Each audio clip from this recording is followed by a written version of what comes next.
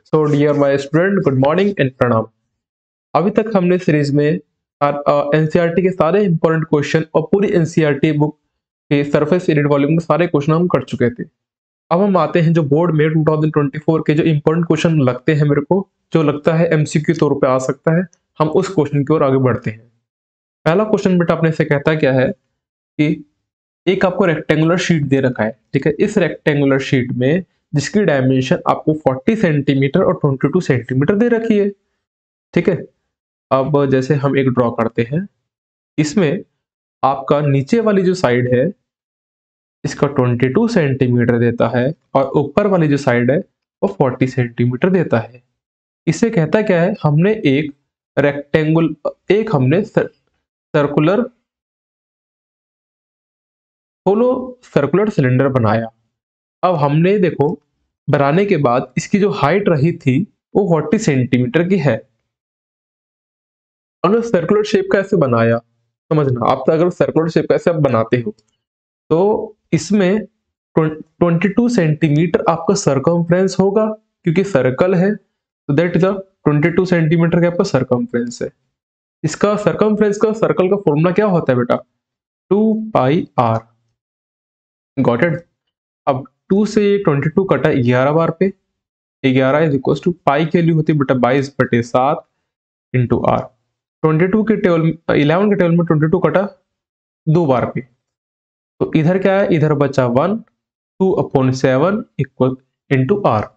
This 7 is multiplied with 1, so we write it 7 and this 2 come from here, so 7/2 is the radius। Radius कितना है बेटा, 7/2। Got it the point और not.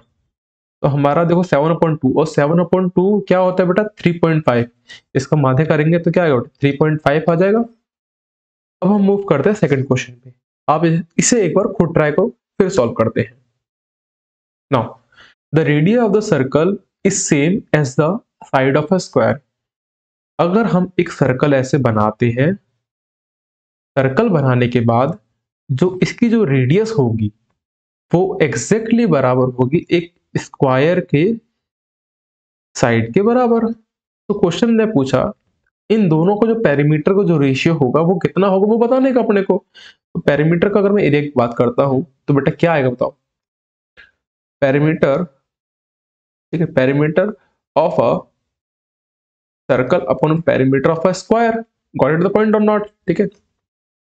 Perimeter of circle हम जानते हैं क्या है बेटा, सर्कमफ्रेंस होता है हमारा। सर्कमफ्रेंस का फॉर्मूला क्या है बेटा, 2 पाई आर। और पेरीमीटर ऑफ अ स्क्वायर का फॉर्मूला कहता है 4 इंटू साइड, और साइड इसमें क्या है बेटा आपका आर है, तो आर लिख दो। आर से आर कटा, 2 से ये 4 2 बार पे कटा, तो रेशियो क्या है बेटा आया हमारा पाई/2। तो सी ऑप्शन करेक्ट है, ठीक है। अब थर्ड क्वेश्चन पे देखिएगा। It is propose to build a single circular park.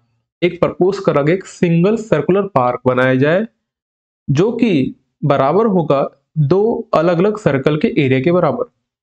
एक सर्कल का जिसमें डायमीटर आपको दे रखा है 16 मीटर और दूसरे वाले का दे रखा है आपको 12 मीटर, ठीक है। तो अगर जिसका 12 है उसका रेडियस कितना होगा बेटा 6 मीटर, और इस वाले का क्या होगा बेटा 8 मीटर। इससे मिलाकर हमने एक बड़ा सर्कुलर शेप कैसे बनाया है जिसका रेडियस आर होगा कुछ। तो इसका अगर हम बात करें एरिया की, तो एरिया का बेटा फॉर्मूला होता है पाई आर का स्क्वायर होता है बेटा, इधर भी पाई आर का स्क्वायर।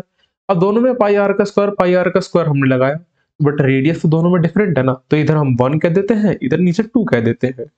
और इधर का फॉर्मूला क्या है पाई कैपिटल आर का स्क्वायर।